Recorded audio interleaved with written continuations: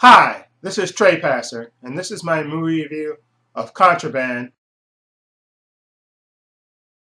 starring Mark Wahlberg, Kate Beckinsale, Ben Foster, Giovanni Ribisi, that's his name, with spoilers. Okay, I went today to see the movie Contraband, which came out Friday on the 13th. Here's my movie ticket. I saw it today. I don't know if you can see that really good or not. No, it's fuzzy. But that's Contraband. There you go. I think you can see it better that way.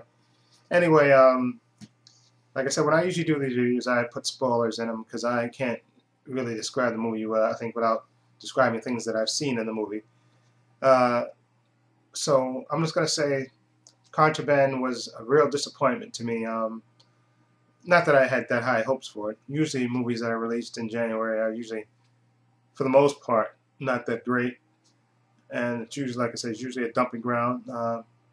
But like I said, I want to see it. I like Mark Wahlberg well enough, and Kate Beckinsale is in this, and I like her also. And like I said, Ben Foster is a good young actor. So is Giovanni Ribisi. They've been in other things, and they've been good in it.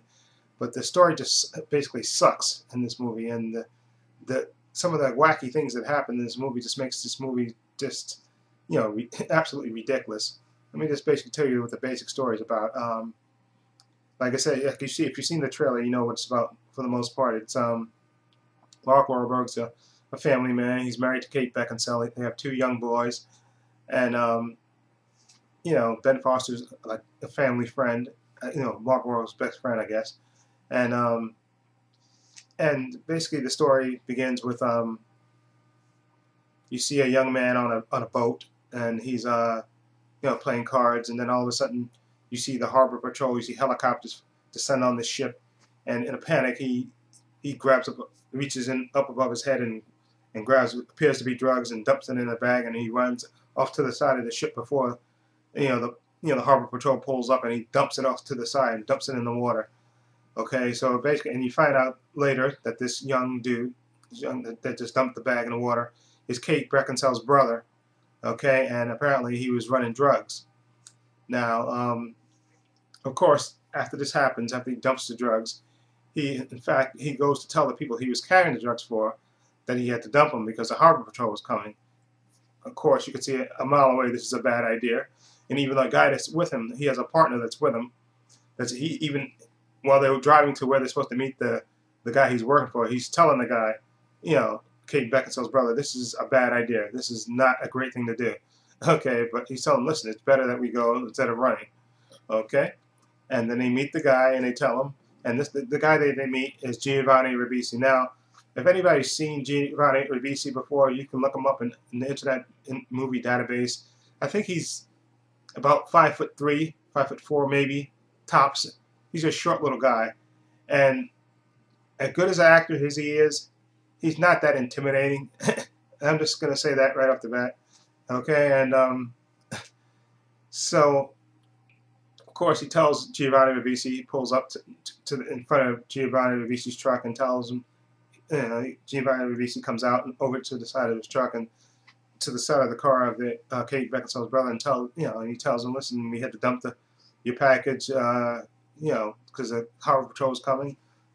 Sorry, you want to do this, maybe I can make it up to you some way. And the guy, Giovanni Ribisi, pats him on the face like that. Said, don't worry about it. And then he goes around the car and gets in his truck. And then there's in the car like knuckleheads, Kate Beckinsale's brother and his partner going, yeah, we got away. And then all of a sudden he floors it, Giovanni Ribisi, and crashes the truck and their car, and it flips over.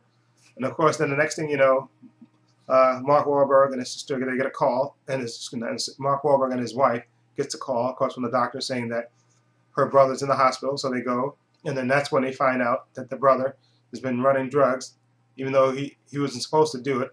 When apparently he worked with Mark Wahlberg when he was doing all this illegal. I'm trying to think, what's the word that they would call it? Running all this contraband, smuggling all this contraband. He was supposed to retire, but obviously he didn't. He was doing something on his own.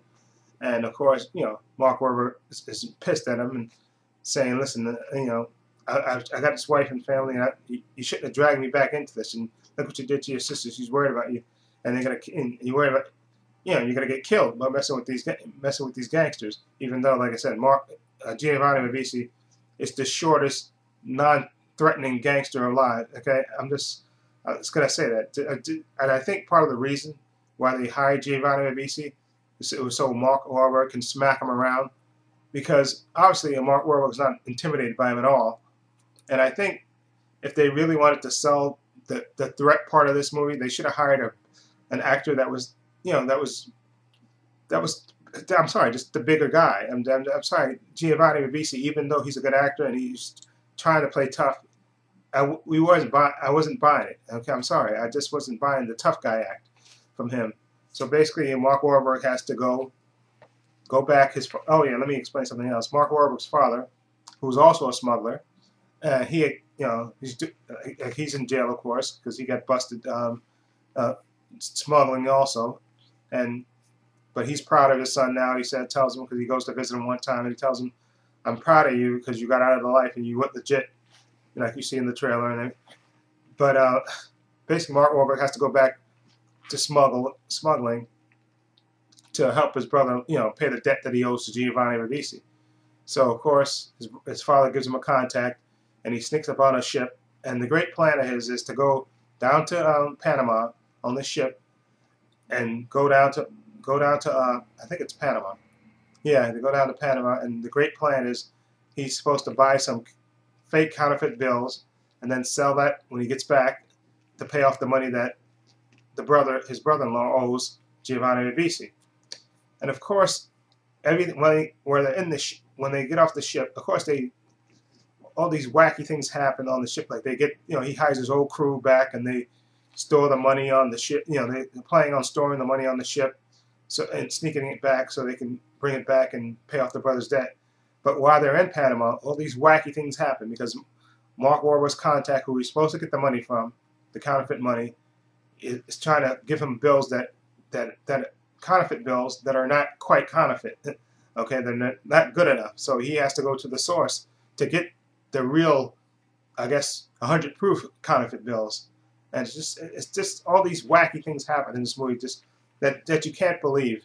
I'm getting too much into it, but suffice to say, the story is all over the place. And Ben Foster, who's playing his friend, Mark Wahlberg's best friend, who's, he didn't go with him on the ship. He stayed back home. He's supposed to be watching his wife, and he does a horrific job of watching his wife. His wife gets basically accosted twice by Giovanni Ribisi, while even though Giovanni Ribisi knows that Mark Wahlberg is down in Panama trying to make this deal to get the money to give him back to pay off the debt, but he's still harassing Mark Wahlberg's wife, which is absolutely ridiculous, which makes no sense logically. Why would you harass the guy that's supposed to be giving you the money back? Why are you pissing off the guy that's supposed to pay you back the money?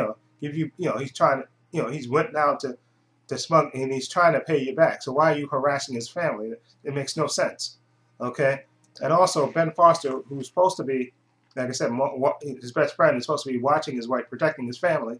Of course, you find out later that he's actually working with Giovanni Ribisi, and he actually wants the drugs back. He wants the drugs that the brother dumped. When he's down there in Panama, the brother, he sends him a threatening voicemail telling him that he better go to a certain location and pick up another thing of drugs, because he needs that, Ben Foster's character, because he's in debt, I guess, to the local loan shark, and he's in over his head, and he has a couple of days to pay the guy back. So, but I see, it still doesn't make sense to me, because if you think about it logically, if Mark Wahlberg makes the deal with the counterfeit money and he brings it back and he gives it to Giovanni Ribisi, who's partners with Ben Foster, then he would be able to pay back, the debt, the money that he owes to the mobsters. So why would you try to complicate that even further by giving him drugs to sell? Which, like I said, when they're on their way back, on the ship, they're going to sneak the money back because they have a spot secured on the ship where they're going to hide the money, basically in a hollowed-out wall. They're going to hide it, but on the ship. But bringing drugs back, of course, when anything comes back on the ship, the dogs are going to you know, are going to smell the drugs. So why would you complicate that? See, that's why this movie makes no sense. It's just, like I said, it's all over the place. I don't know who wrote it, and this is ridiculous. I know Mark Wahlberg tries his best to play it straight and everything, but I think even he has to be going, what the hell? All these, like I said, all these wacky things happen in this movie. So I can't recommend this movie because it's just too many wacky things happen. You know, and in the end, of course, everything works out for Mark Wahlberg. I'm not even going to get into how everything works out, but to all these double crosses and misfires and everything else, everything all works out, which is, you know, really ridiculous. You know, I can't recommend this movie because it's all over the place, and now I know why they dumped this movie in January, because it just makes no logical sense. And like I said, Ben Foster, Giovanni Ribisi, they're good actors, but their characters they do illogical stuff, and it makes no sense. So I'm sorry, you know, like I said, I was really looking forward to seeing this, but I can't recommend this movie at all because it's just too illogical, and it makes absolutely no sense. Okay, so this is Trey Paxton. Let me know what you think. If you've seen it, let me know what you think. And like I said, I can't recommend it to anybody else because it's just all over the place. I don't even think it's worth a rental when it comes on video because it's just too all over the place, unless you want to see the story and just be amused by all the wacky stuff that's happening in it. Okay, so this is Trey Paxton saying so long and take care.